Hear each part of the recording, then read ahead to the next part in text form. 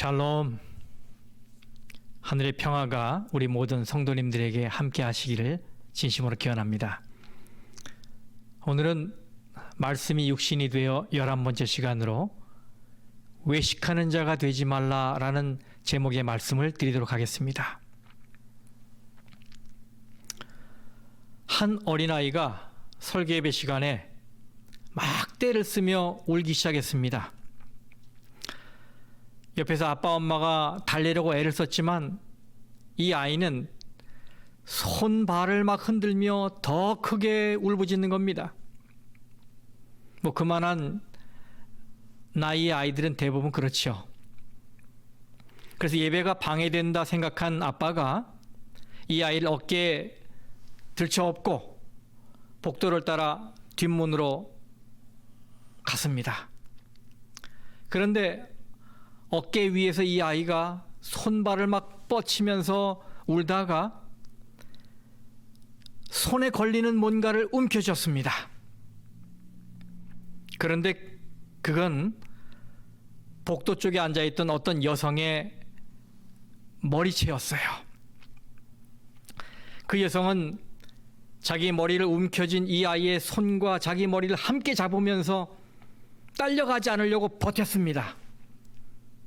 그런데 아이는 이미 복도를 따라 뒷문으로 향하는 쪽이었기 때문에 더 이상 버틸 수가 없어서 머리를 움켜쥔 채로 따라갔습니다. 그러다가 그 여성의 머리가 벗겨졌어요. 가발이었던 것입니다.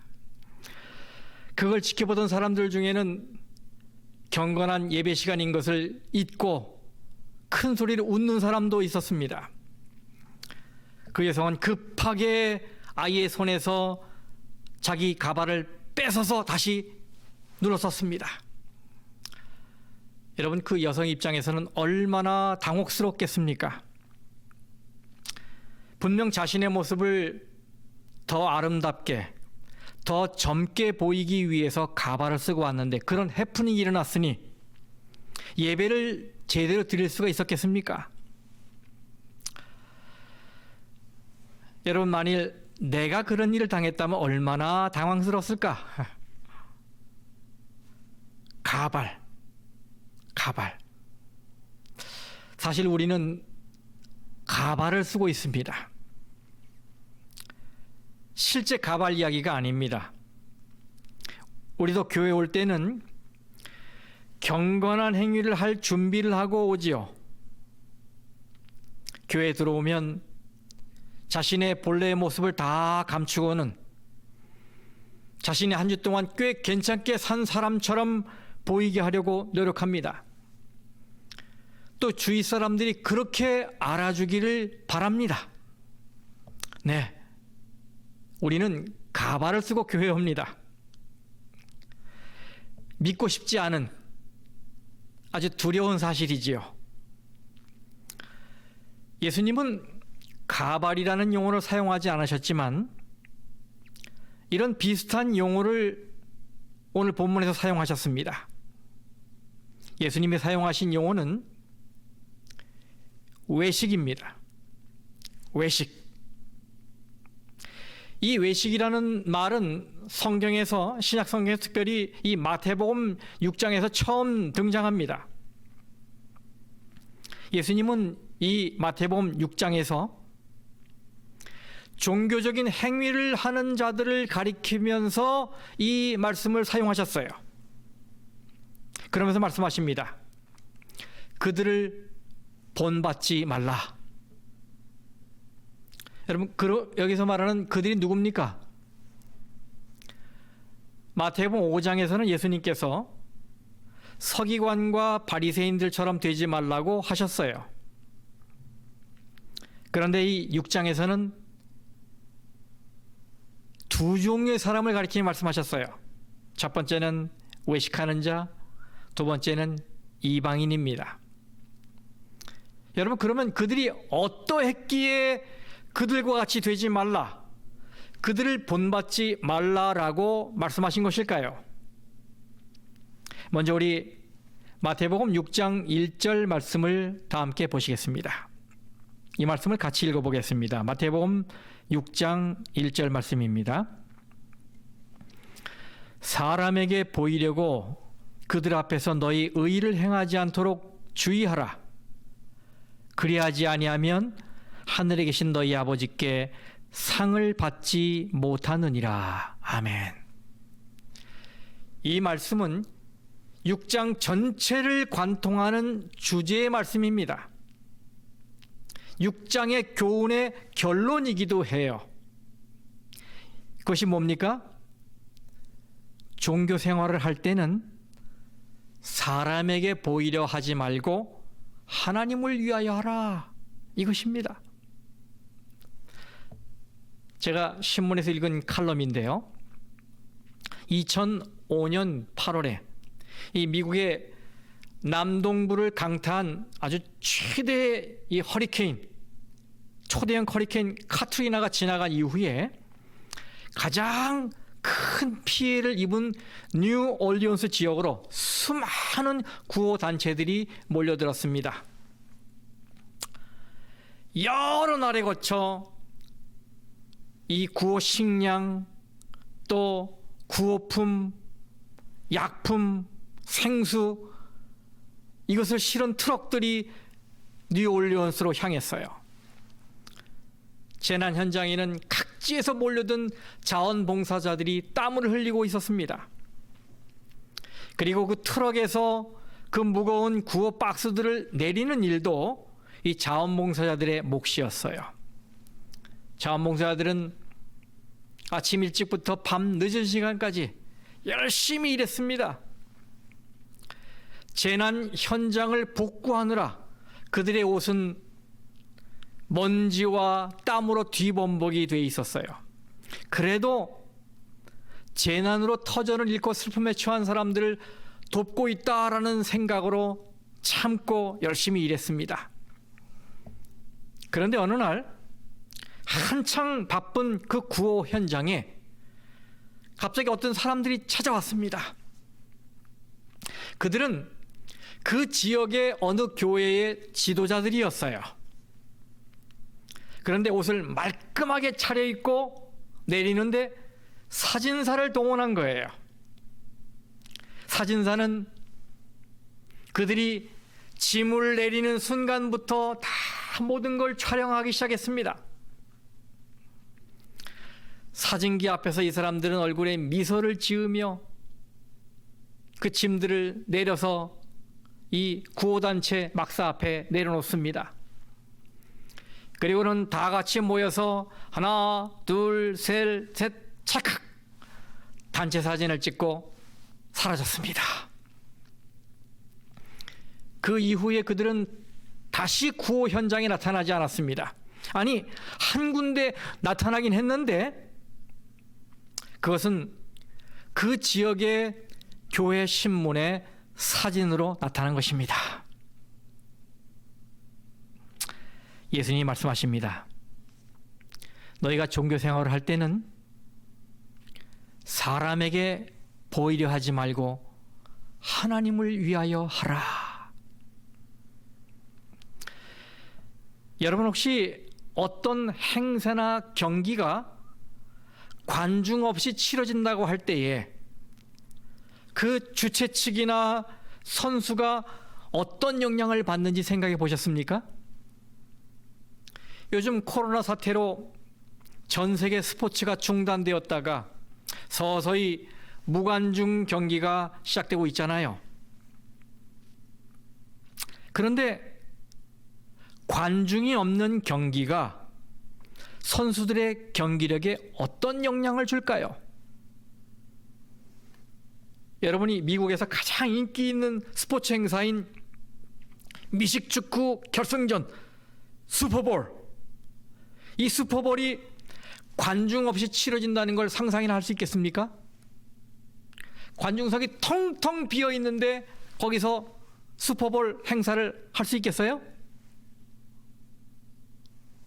여러분, 할리우드에서 오스카 시상식을 앞두고 배우들이 레드 카펫을 밟고 있는데 그걸 지켜보는 사람이 한 사람도 없다면 어떨까요? 그들이 몸단장을 하고 옷을 잘 차려입고 나타났는데 그걸 찍는 사람도 없고 지켜보는 사람도 아무도 없다면 어떨까요? 여러분, 어린 자녀들은 어떻겠습니까? 그들이 VBS 여름성경학교를 잘 마치고 발표회를 준비하는데 이제 발표를 앞두고 너무 신나서 들떠 있는데 그걸 지켜볼 사람이 아무도 없다. 부모도 없고 가족도 다 없다. 어떨까요? 흔히 관중 효과라고 하잖아요. 지켜보는 사람이 아무도 없으니 힘이 나겠습니까? 그런데 예수님은 이런 것에 관심을 가지십니다. 예수님은 우리의 종교적 신념이 어떤 경건한 행위로 표현될 때에 그것을 사람에게 보이려고 하지 말고 하나님을 위하여 하라라고 말씀하십니다. 그러면서 이 말씀의 의미가 무엇인지 구체적으로 가르치시기 위해서 예증을 3개를 들으셨습니다. 그것은 예수님 당시에 의를 추구하고 경건을 추구하는 사람이라면 누구나 다 하는 3가지 행동, 즉 구제, 기도, 금식이었습니다. 먼저 첫 번째 구제에 대한 말씀을 읽도록 하겠습니다. 마태복음 6장 2절에서 4절까지 말씀입니다. 그러므로 구제할 때에 외식하는 자가 사람에게서 영광을 받으려고 회당과 거리에서 하는 것 같이 너희 앞에 나팔을 불지 말라. 진실로 너희에게 이르노니 그들은 자기 상을 이미 받았느니라. 너는 구제할 때에 오른손이 하는 것을 왼손이 모르게 하여 네 구제함을 은밀하게 하라. 은밀한 중에 보시는 너희 아버지께서 갚으시리라. 먼저 예수님께 사용하신 외식하는 자, 이것이 어떤 의미인지 좀 살펴보겠습니다. 여러분, 예수님의 이 생각 속에 있는 외식하는 자는 어떤 사람을 말하는 것일까요? 사실 이 외식하는 자로 번역된 헬라어 후포크리테스는요, 본래 극장에서 사용되던 말이었습니다. 무대에서 연기하는 배우를 가리키는 말이었다는 말이에요. 플레이 액터, 배우들이에요. 관객들이 극장에 들어와서 배우가 연기하는 걸 지켜봅니다. 배우는 가면을 바꿔 쓰면서 울다가 웃다가 고뇌하다가 기뻐하다가 이렇게 열연합니다.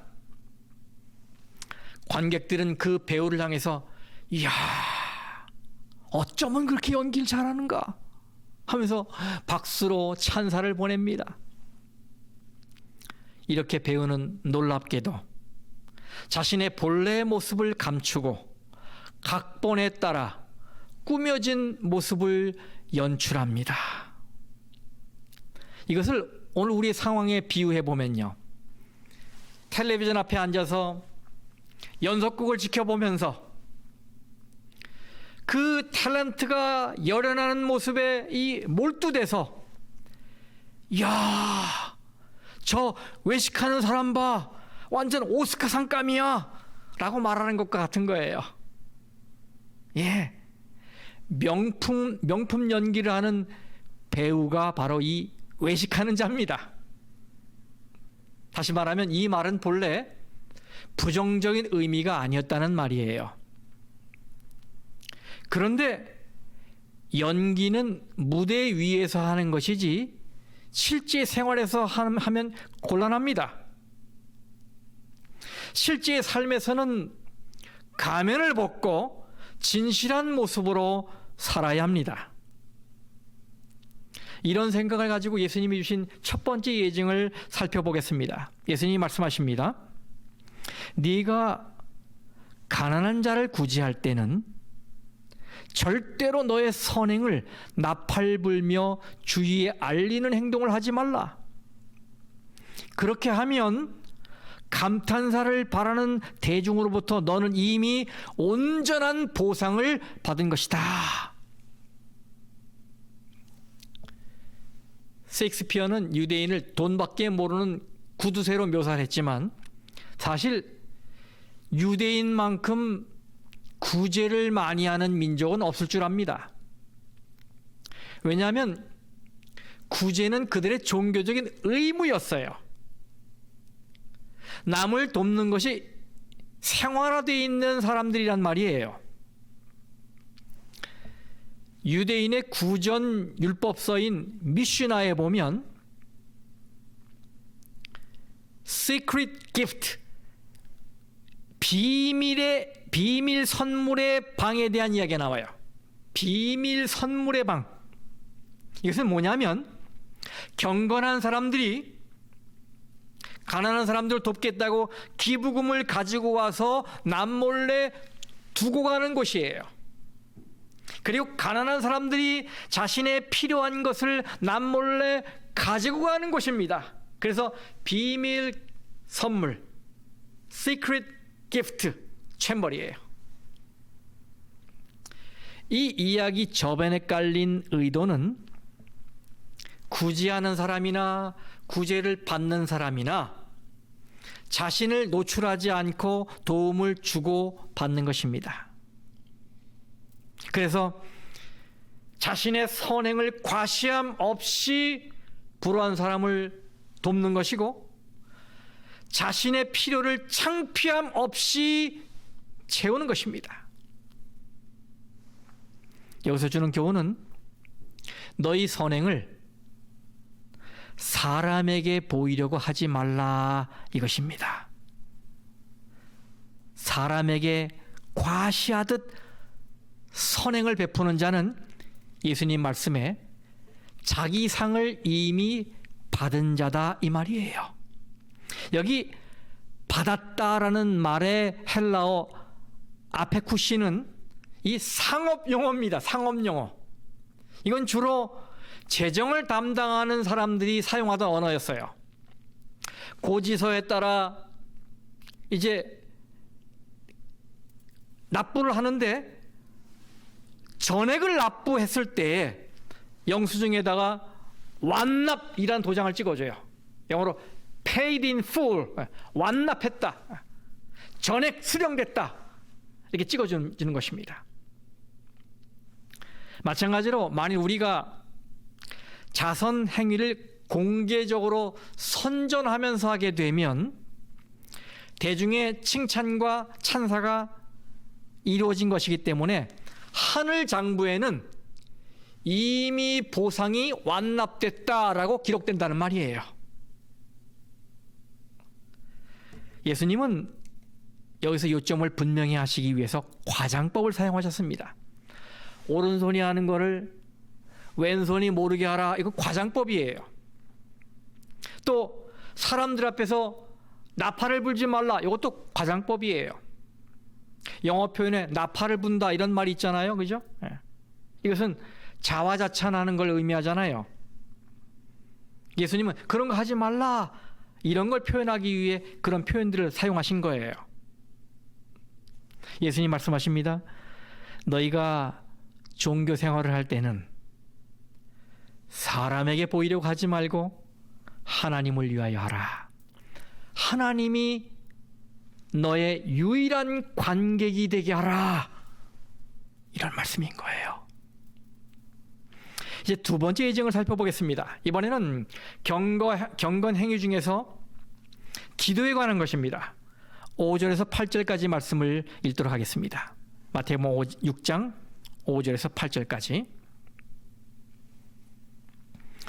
또 너희는 기도할 때에 외식하는 자와 같이 하지 말라.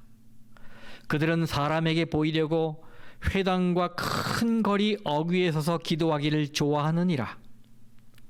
내가 진실로 너희에게 이르노니 그들은 자기 상을 이미 받았느니라. 너는 기도할 때에 네 골방에 들어가 문을 닫고 은밀한 중에 계신 네 아버지께 기도하라. 은밀한 중에 보시는 네 아버지께서 갚으시리라. 또 기도할 때에 이방인과 같이 중언부언하지 말라. 그들은 말을 많이 하여야 들으실 줄 생각하느니라. 그러므로 그들을 본받지 말라. 구하기 전에 너희에게 있어야 할 것을 하나님 너희 아버지께서 아시느니라. 예수님은 여기서 두 그룹을 예로 드시면서 그들을 본받지 말라고 하셨습니다. 첫 번째 그룹은 외식하는 자입니다.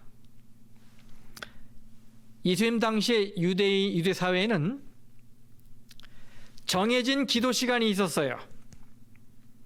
그래서 모두가 그 기도 시간을 알고 있기 때문에 기도 시간에 많은 사람들이 다니는 이 큰 길가에 나가 기도하는 것은 자신이 경건한 사람이라는 것을 알리기에 가장 쉽고 좋은 방법이었어요. 그래서 그런 의도를 가지고 많은 사람들이 이 붐비는 길 모퉁이에 서서 하늘을 향해 손을 펼치고 지나가던 사람들이 쳐다볼 수 있도록 큰 소리로 기도했습니다. 그러면 사람들이 말하는 거예요. 이야, 저 사람 경건한 사람이구나. 의로운 사람이구나. 참 신앙적인 사람이구나. 사람에게 보여주기식 기도를 하는 걸 말하는 거예요. 두 번째 그룹은 이방인입니다. 이방인과 같이 기도하지 말라라고 예수님 말씀하십니다. 이방인은 말을 많이 쌓고 또 쌓고 말을 많이 해야 신이 들으신다는 생각을 가지고 있었어요. 그런데 그건 꼭 이방인만이 아니지요. 성경 주석가 윌리엄 바클레이는 이런 말을 했어요. 하나님께 드리는 기도문에 모든 가능한 제목과 형용사를 쌓으려는 시도가 있었다.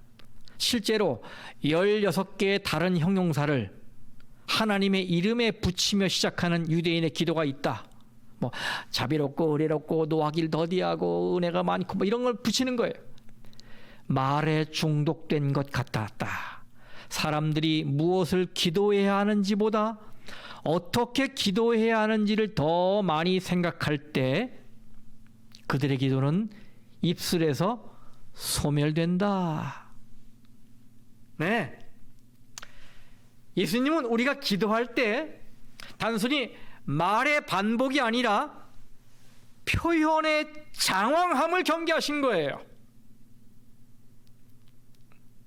예수님 말씀하셔요. 너는 기도할 때 단순히 하나님께 하고 있다는 것을 잊지 말아라. 누구한테 하고 있다고요? 네, 하나님께 하고 있다는 걸 잊지 말라. 여기 교회 증언이라는 책 581쪽에 이런 말씀이 있습니다.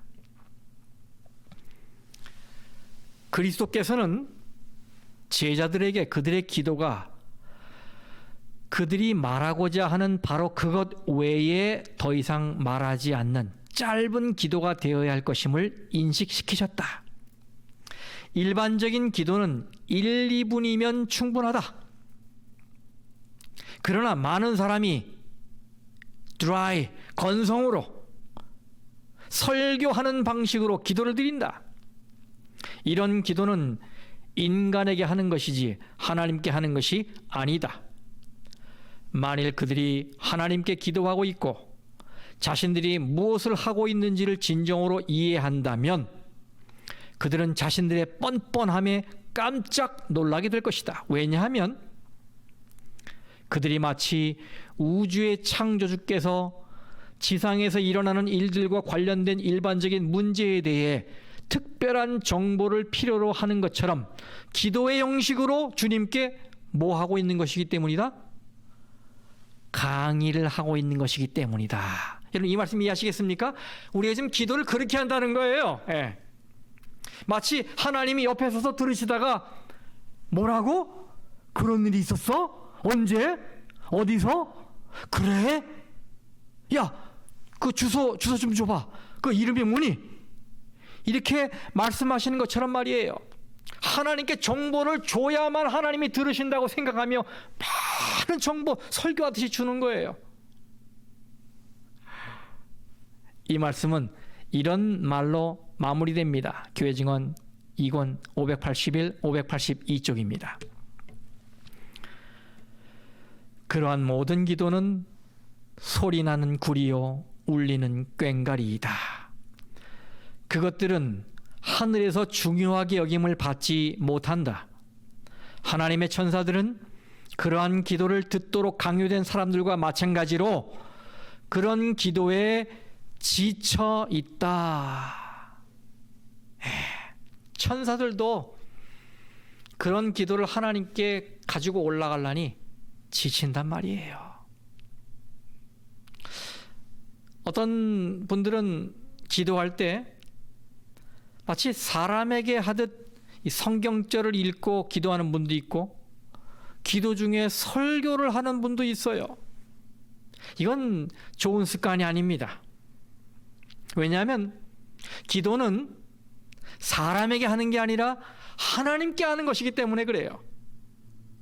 하나님은 성경절 낭독이 필요 없으세요.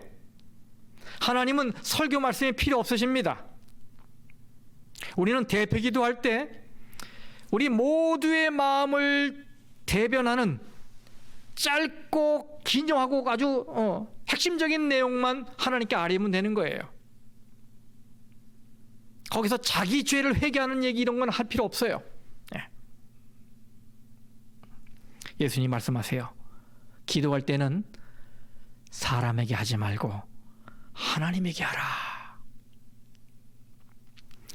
그 다음 예수님은 오늘날 경건한 신앙생활의 의미가 무엇인지 분명히 하시기 위해서 한 가지 더 예증을 드셨습니다. 그것은 금식이 관한 것입니다. 마태복음 6장 16절에서 18절 말씀입니다. 금식할 때 너희는 외식하는 자들과 같이 슬픈 기색을 보이지 말라. 그들은 금식하는 것을 사람에게 보이려고 얼굴을 흉하게 하느니라. 내가 진실로 너희에게 이르노니 그들은 자기 상을 이미 받았느니라. 너는 금식할 때에 머리에 기름을 바르고 얼굴을 씻으라. 이는 금식하는 자로 사람에게 보이지 않고 오직 은밀한 중에 계신 네 아버지께 보이게 하려 함이라. 은밀한 중에 보시는 네 아버지께서 갚으시리라. 예수님은 여기서 금식을 일상적인 일로 보셨어요.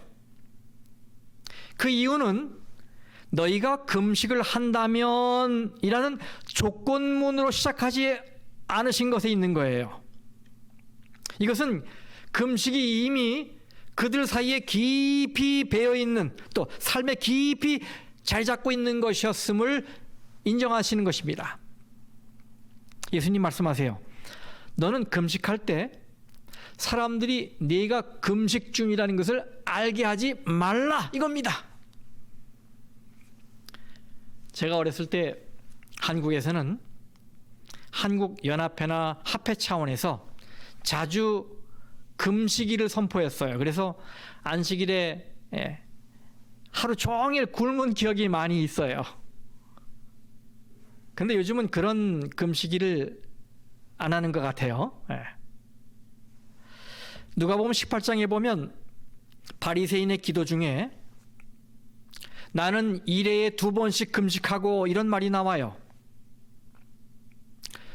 전통적으로 바리새인들은 매주 월요일과 금요일에 금식을 했습니다.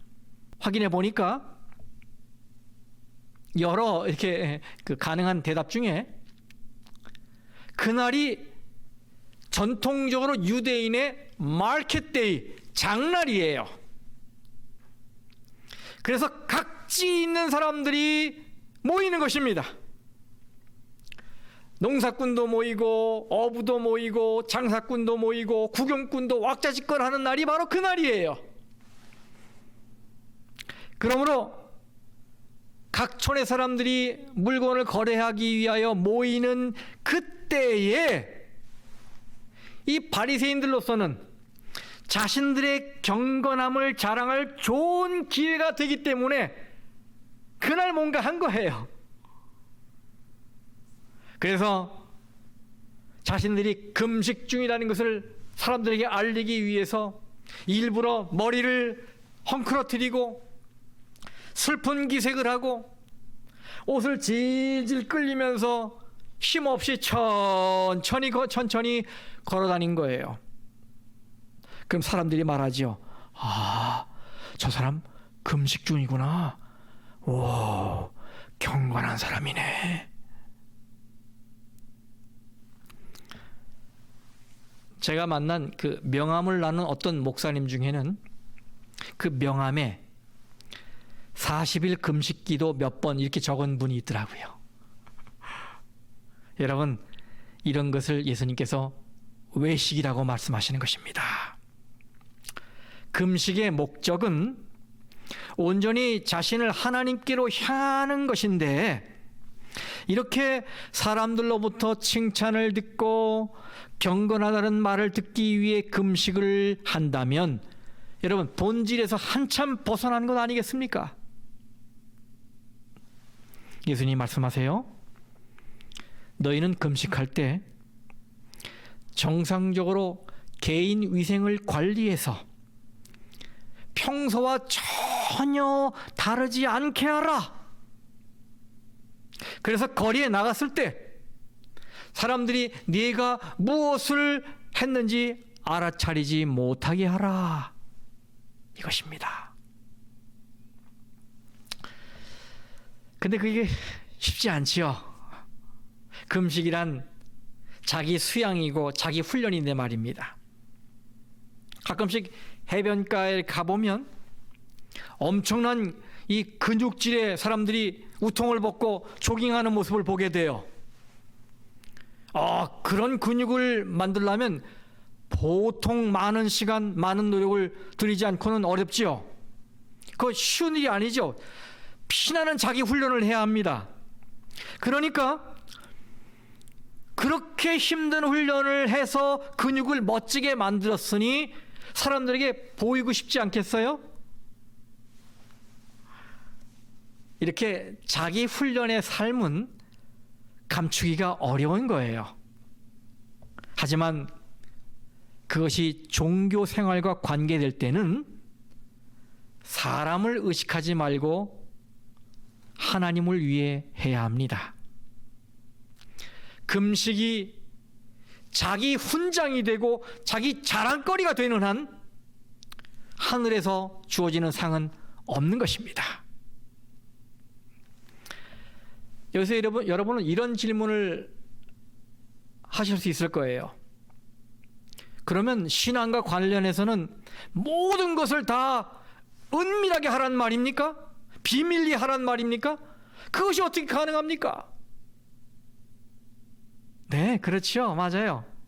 쉽지 않은 일이죠. 여러분, 이제 예수님은 여기서 우리가 무조건 은밀하게 해야 된다로 몰고 가시는 게 아니에요. 예수님은 우리의 마음의 동기를 보시는 거예요. 여기 산상본 80쪽에 이런 말씀을 주셨어요. 이 말씀을 하실 때 예수께서는 친절한 행동은 항상 비밀로 지켜져야 된다고 가르치신 것이 아니다. 맞습니다. 여러분, 사도 바울을 보세요. 사도 바울이 그 유대인을 구제하기 위해서 이방 교회에 운동을 벌일 때 고린도께 편지했죠. 마게도니아 신자들의 그 후한 헌금이 사람들의 열심을 분발시켰다고 죽게 세우잖아요. 또 예수님을 보세요. 이 산상설교를 하신 중에 우리 전장에 마태복음 5장 16절에 말씀하셨죠. 너희 빛이 사람 앞에 비치게 하여 그들로 너희 착한 행실을 보고 하늘에 계신 너희 아버지께 영광을 돌리게 하라. 우리의 착한 행실을 이 세상 사람들이 보게 하라 이거예요. 그래서 하나님께 영광 돌리게 하라 그랬잖아요. 그러므로 이것은요, 모든 걸 다 남몰래 은밀하게 하라는 말씀이 아니지요. 여기 산상보원 80쪽에 이어서 말씀하십니다.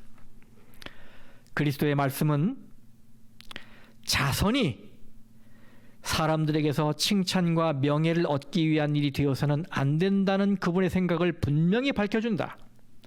그리스도를 따르는 자들은 그들의 선행을 통하여 영광을 그들 자신에게 돌리지 아니하고 그들에게 일하도록 은혜와 능력을 주신 분에게 돌려야 한다. 아멘. 그렇죠. 이것은 마음의 동기의 문제지요. 동기의 문제. 목적이 진실한가? 바로 이겁니다. 네가 이걸 왜 하려고 하느냐? 누구를 위해 하려고 하느냐? 누구의 유익을 위해서 하려고 하느냐? 이겁니다. 그래서 스코틀랜드의 철학자인 A.B. 브루스는 예수님의 이 말씀의 의미를 아주 분명하게 요약했어요. 영어 표현도 아주 참 간략하지만 메시지가 강하더라고요. 보여주고 싶은 유혹을 받을 때 숨기고, 숨기고 싶은 유혹을 받을 때 보여줘라. 왜 이렇게 해야 된다는 말입니까? 우리의 모든 행동으로 하나님께 영광을 돌려야 하기 때문에 그런 거예요. 다시 말하면 감춰야 할 때와 드러내야 할 때가 있는 거예요. 이 모든 건 다 누구 영광이요? 네, 하나님의 영광을 위한 일이 되어야 한다는 말이에요. 성도 여러분, 만일 우리가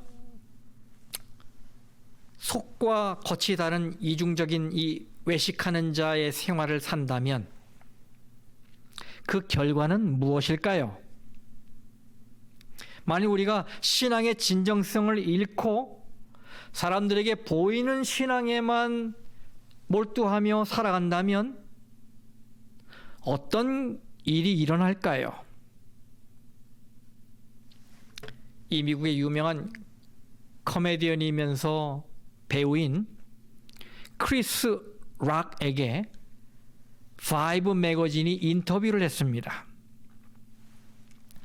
그들은 이 크리스에게 그의 종교에 대해서 여러 질문을 했어요. 그때 이 크리스가 이런 대답을 했습니다. 내가 침례교인도 그 어떤 것도 아니냐고요?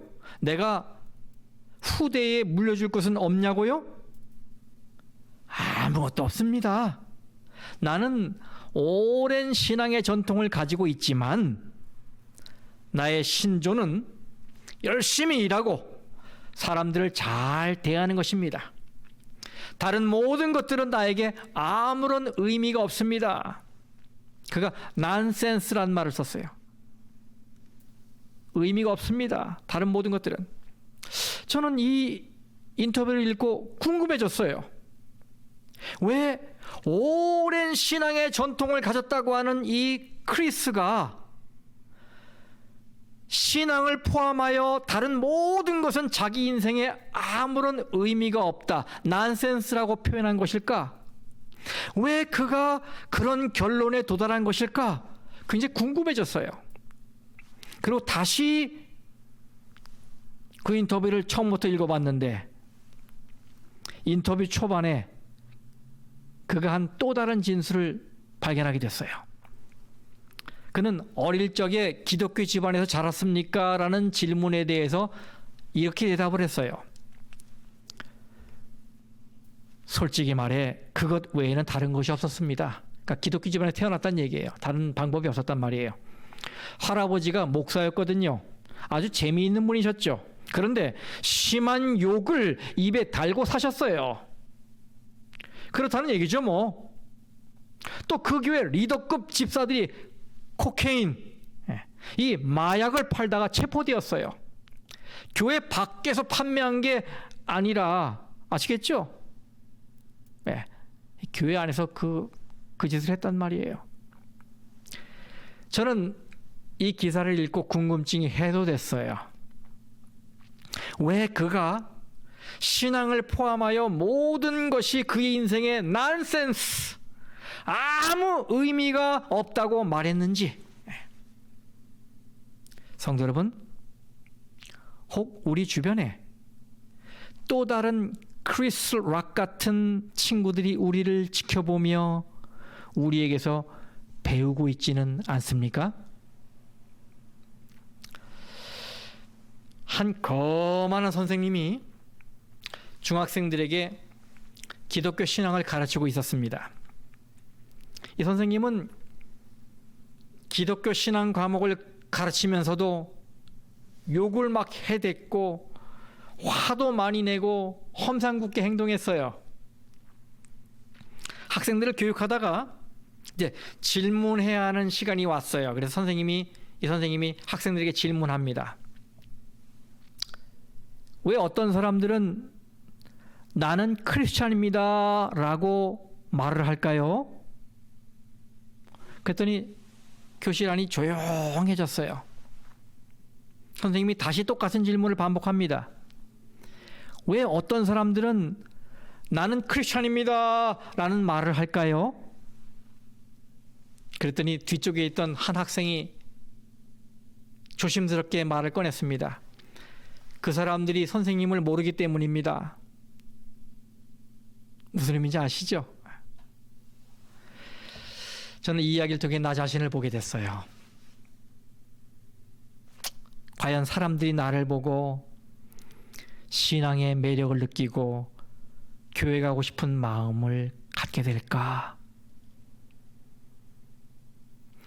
과연 사람들이 나를 보고 하나님에 대해서 궁금해하고 십자가에 대해 배우고 싶은 마음이 들까?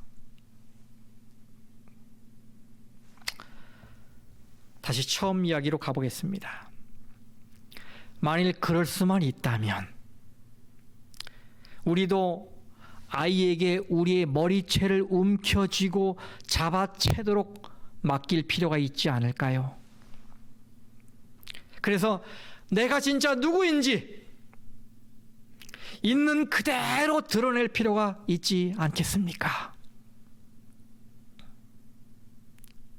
그동안 사람에게 보이려고 한 모든 종교 행위들이 예수님이 가장 싫어하시는 외식이었다는 사실을 깨달을 수만 있다면 그까지 창피쯤이야 감수할 수 있지 않겠습니까? 성도 여러분, 우리가 종교 생활을 할 때 우리 자신이 아주 신앙적으로 느껴지고 의롭다고 느끼게 되는 순간들이 있어요. 언제 그렇습니까?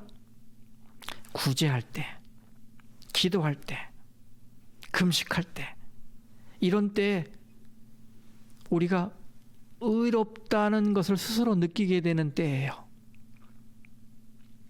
겉으로 꽤 괜찮아 보이는 순간들이란 말이죠. 그런데 여러분, 속지 마십시오. 내가 사람에게 보이려고 하는 순간 그 모든 것들은 나도 모르는 사이에 나를 기만하고 내 영혼을 질식사시킬 겁니다. 그러면 성도 여러분들이시여, 경건한 행위를 할 때는 외식하는 자가 되지 말고 하나님을 위해 해야 합니다. 하나님 앞에 혼자 있는 것처럼 해야 합니다. 하나님만이 유일한 관객인 것처럼 해야 합니다. 꾸미고 위장하면 사람은 속일 수 있지만 하나님은 속일 수 없어요. 하나님은 경건을 연기하는 자를 싫어하세요. 외식입니다. 외식. 그러므로 외식에서 벗어나기를 간절히 바랍니다. 구제도, 기도도, 금식도 은밀함이 따를 때 순수하고 아름다워요. 그런 모든 신앙의 행위들을 순수한 마음으로 하나님 앞에서 행하시게 되기를 바랍니다. 그래서 신앙의 진정성을 발휘해서 여러분을 바라보는 가족들에게, 남편과 아내에게, 그리고 친구에게 선한 감화를 끼치시게 되기를 바랍니다. 그런 자에게 예수님께서 말씀하세요. 마태복음 6장 4절, 6절, 18절에 은밀한 중에 보시는 너희 아버지께서 갚으시리라. 말씀을 마치겠습니다.